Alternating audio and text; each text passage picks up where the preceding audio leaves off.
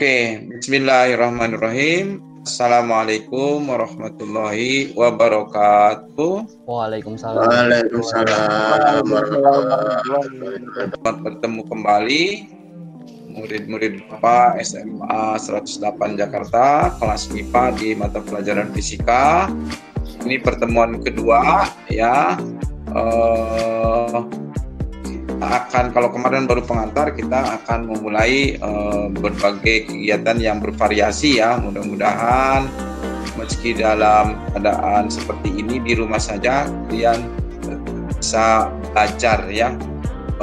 Jangan putus belajar, jangan putus menambah ilmu, jika setiap hari tetap ya, meskipun kondisinya sedang terbatas ya.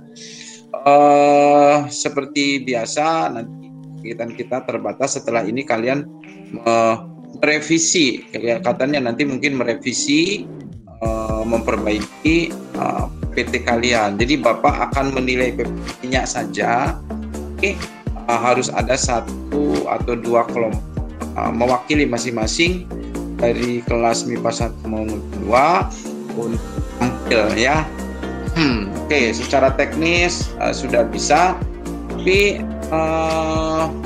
kalau memungkinkan, misalnya tadi Sarah sudah bisa presentasi. Jadi kalau kita di tatap muka kelas sih harusnya begini nak. Jadi itu satu kelompok kan ada 6 orang, ada yang 7 orang ya. PT-nya tidak boleh banyak itu, paling 1 orang 2 slide, nggak boleh lebih dari 2 slide. Hanya kalau bisa 1 slide. Nah, makanya slide-nya harus dibuat sedemikian rupa, meskipun slide-nya cuma 1 atau 2, isinya banyak. Nah, isinya banyak di apa? Bukan tulisannya dikecil-kecil ya, tapi lebih banyak menggunakan gambar, diagram, ilustrasi. Nah, ininya, teksnya, tulisannya simpen di sini dalam masing-masing tulisannya.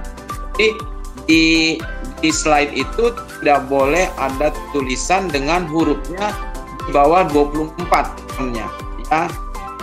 Harus minimal 24 supaya jelas gitu ya. Kalau bisa nanti bisa bergantian tuh, misalnya kelompok Sarah nanti kan ada 6 atau 7 orang.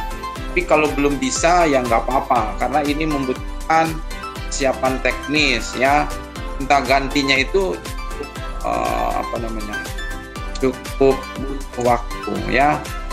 Yang pertama silakan presentasi dari kelas MIPA 2 dulu. Di kelas MIPA 2 itu Joko ya?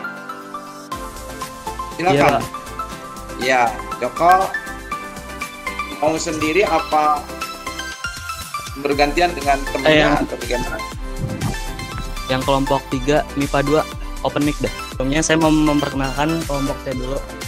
Yang pertama ada Alif Gibran, ada Delia Paramita, ada saya Joko Adi Saputra, ada Muhammad Khairul Imam Syafi'i, ada Naila Diva Aisyah, ada Rizka Afi Yanti, ada Umar Zidan Ramadan. Jadi saya mau mempresentasikan dari nomor 31 sampai nomor 45. Oke, jadi yang pertama ada Edward D. Verritt dari Inggris. Dia sebagai pengarang atau penulis. Dan bidang jasa ilmu pengetahuan dia sebagai sosial dan budaya. Dan nomor 35 ada Thomas Alva Edison, berasal dari Amerika Serikat. Dia penemu bohlam. Dan bidang jasa ilmu pengetahuan dia sebagai fisika. Lalu nomor 36 ada Anthony van Leeuwenhoek, berasal dari Belanda. Dia ahli mikrobiologi. Dan 42 ada Alexander Graham Bell, berasal dari Skotlandia. Dia penemu telepon dan bidang jasa ilmu pengetahuan dia sebagai fisika.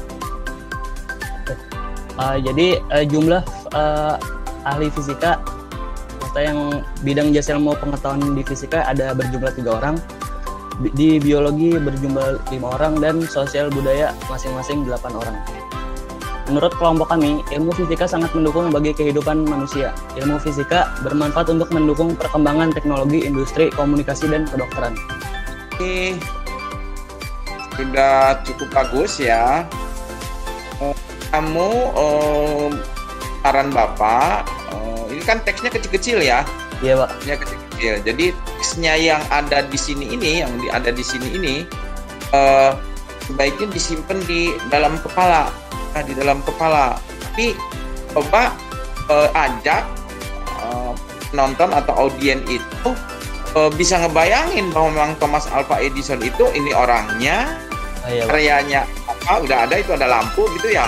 Terus bayangin dia kan Amerika, China misalnya dengan menggunakan peta gitu. Amerikanya sebelah mana gitu kan. Kemudian di Amerika dan dunia itu kan yang ini kan lampunya itu misalnya terang malam kota di Texas atau apa, itu salah satunya. Nah, yang lainnya di apa namanya? Ada disimpan teksnya di dalam apa kamu begitu. Oke, terima kasih Joko. Ada pertanyaan dari kelompok lain? Boleh dari beda kelas juga boleh. Silakan. Nah, kalau pertanyaan dapat nilai loh, yang nanya dapat nilai.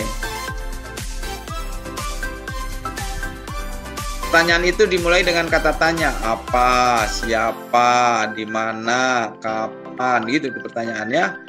Bagaimana, mengapa? Saya mau nanya Pak. Ya silakan. Itu apa siapa namanya, tuh yang nanya?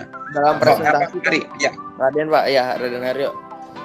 Di presentasinya itu perlu disebutin nggak sih Pak lahirnya kapan, atau cuma kita sebutin kapan ilmuannya itu dibuat? Informasi seputar ilmuwan itu. Ya,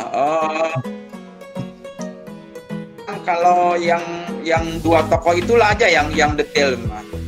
Yang detail itu yang dua tokoh aja. Kalau yang tadi hanya singkat-singkat aja. Nah, yang detail yang dua aja.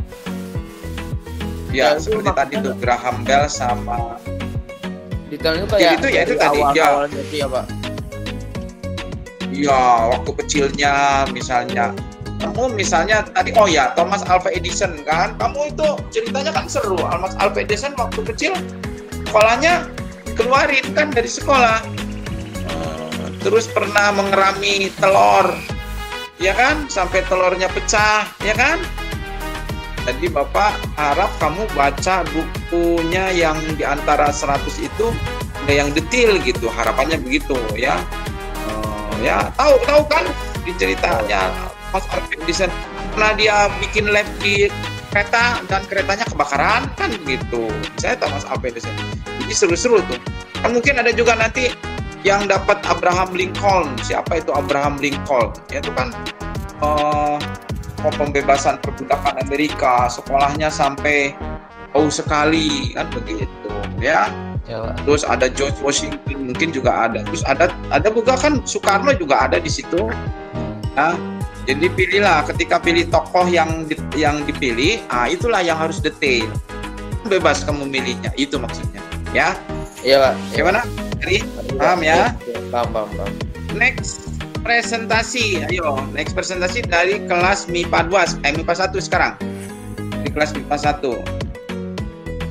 Siapa? Siapa tadi? Sarah ya, Sarah. Boleh. Sarah. Ya, silakan.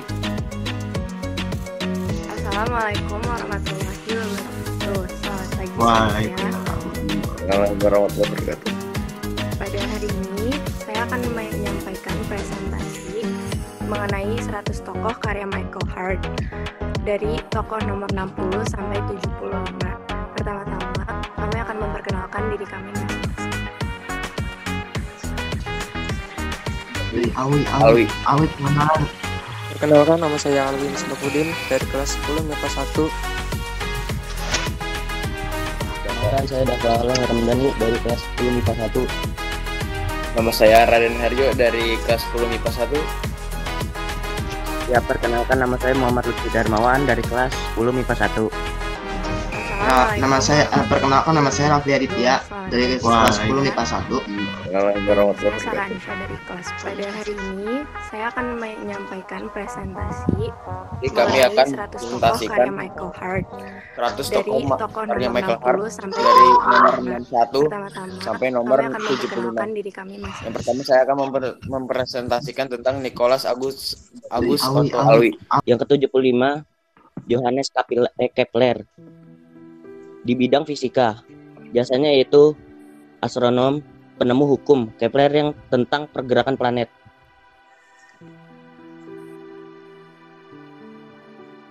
Nah, sekarang kelompok kami akan menjelaskan tentang 2 tokoh yang kami pilih dari 100 tokoh tersebut.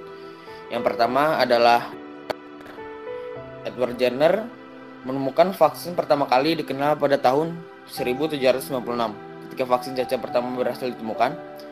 Kala itu cacar atau variola adalah penyakit yang sangat mematikan. Vaksin tersebut dibuat oleh Edward Jenner, seorang dokter dari Berkeley, suatu daerah pedesaan di Inggris pada tahun 1796. Selanjutnya, kami akan mempresentasikan mengenai Wilhelm Conrad Röntgen.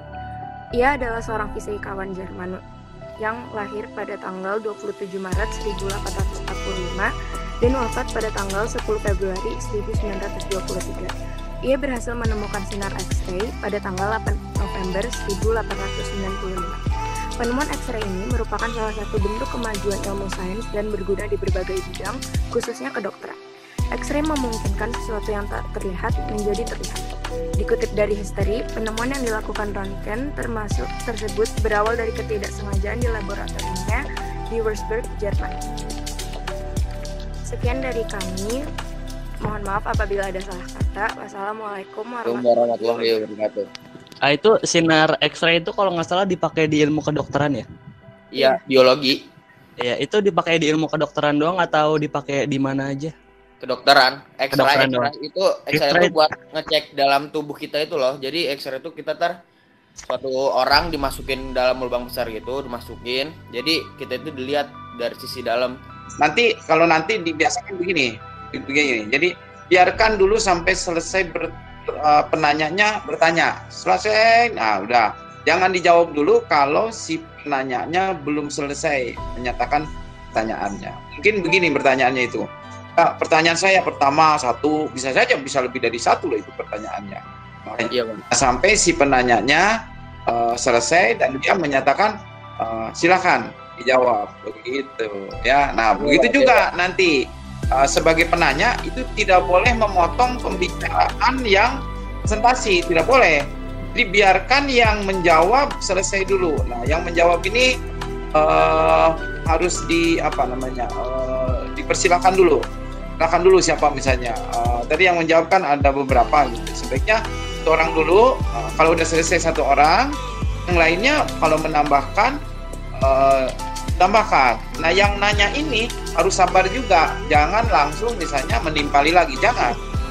Menimpali lagi sampai selesai. Kalau udah selesai, tunggu sebentar. Baru dia minta izin dulu. Apakah boleh saya konfirmasi lagi? Nah, seperti itu. Jadi ini namanya komunikasi yang bahasa kamu santuy gitu ya. Jadi komunikasi yang bisa berjalan dengan efektif gitu ya. Kenapa kelompok 5 memilih 2 tokoh itu? Karena sebentar. Udah cukup pertanyaannya? Iya. Oke, saya jawab ya. Kenapa kita memilih kedua tokoh itu? Karena bagi kita itu kedua tokoh itu sangat penting di dunia masyarakat kan. Yang pertama kan yang itu kan well corner kan itu X-ray ya. Jadi bagi di dunia masyarakat tuh sangat penting kayak untuk ngecek dia punya penyakit apa atau apa gitu di dalam tubuhnya yang mungkin kita tidak bisa lihat dari dalam dari luar. Yang mau tambahin, kita juga pilih 2 tokoh ini karena menurut kita 2 tokoh ini tuh perannya penting dalam masyarakat kayak tadi Hari bilang, khususnya dalam bidang IPA. Ada lagi? Ada yang pengen ditambahkan? Ya, bagus itu caranya begitu ya. Ini kan tekniknya begitu. Jadi bagus, dipersilakan dulu sampai selesai, lalu ditanggapi berikutnya ya, berikutnya dan seterusnya. Yang kedua, Bapak juga ingin menyampaikan apresiasi juga nih. Pertanyaan terakhir itu memaksa yang menjawab itu hampir hampir menjawabnya itu luas sekali kan begitu dengan alasan-alasannya yang kenapa itu dia. Jadi ke depan yang lain nih supaya jadi catatan nih, bertanyalah agar yang menjawab itu wawasannya bertambah gitu. Jadi pertanyaan itu bukan hanya bertanya karena dia tidak tahu, tapi pertanyaan yang bagus itu adalah pertanyaan yang menyebabkan dia tahu dan orang lain juga mencari tahu gitu. Kenapa pertanyaan itu menjadi jawabannya sangat luas? Karena kata-kata pertanyaannya mengapa. Coba kalau misalnya pertanyaannya begini misalnya, itu Edward Jenner itu lahirnya di mana? Misalnya jawabannya kira-kira gimana? Kan singkat. Iya. Kalau ini ada, kalau pertanyaan yang membuat jawabannya singkat, makanya itu nanti Bapak biasanya pertanyaan itu standar, nilainya standar. Gitu. Kalau pertanyaan standar, dapat nilai standar. Pertanyaan apa yang standar? Kalau pertanyaannya itu apa, siapa, gimana, kapan. Siapa, kan ada WH question, ya kan? Iya. WH question and ada what, ya, when, where, 5 who, ya kan? 1H. Nah, ya, yang barusan itu pertanyaan standar nilainya. Kalau pertanyaan apa, tapi next step yang lebih tinggi lagi, kalau udah bagaimana, itu berarti how, ya. Kalau how itu ini tinggi itu, karena bagaimana itu kamu akan menjawabnya banyak sekali itu. Dan terakhir paling tinggi lagi kalau udah why, mengapa. Bagus tadi, mengapa kamu memilih 2 tokoh itu yang ingin dipresentasikan. Ini dari 6 apa 7 orang satu kelompok ini. Pasti pikirannya lain-lain kan. Tara punya pikiran, ya kan? Kemudian Hari juga punya pikiran. Pokoknya ini pasti punya pikiran. Masing-masing berpikir. Nah, begitulah anak-anak berpikir pertanyaan yang sangat kritis itu kalau sudah pertanyaan kritis itu kalau sudah pertanyaannya bagaimana dan mengapa. Bagus itu. Oke, anak-anak, hari ini cukup menarik ya, bagus untuk latihan ya. Adiknya ini adalah sebenarnya kamu mengenali hakikat fisika dan metode ilmiah. Untuk metode ilmiah itu akan sepanjang masa kamu belajar fisika akan dipakai terus metode ilmiah itu langkah-langkahnya. Dan keterampilan ilmiah atau kemarin Bapak bilang keterampilan saintifik yang 5M ya, yang pernah Bapak singgung itu akan terus digunakan. Yang penting saat ini kamu sudah memulai sesuatu yang bagus ya. Berarti nanti ada presentasi, nanti ada eksperimen, ada mengolah data. Insya Allah pada pertemuan-pertemuan berikutnya kalian belajar terus meningkatkan kemampuannya ya. Terima kasih Sarah dan anggota kelompoknya, terima kasih Joko dan ya. Mudah-mudahan yang lain bisa menyimak, bisa memahami, bisa mengerti apanya. Nah sekarang tinggal dilanjutkan saja presentasi yang Bapak bilang poin-poinnya tadi. Kalau ada yang mau diperbaiki silakan diperbaiki.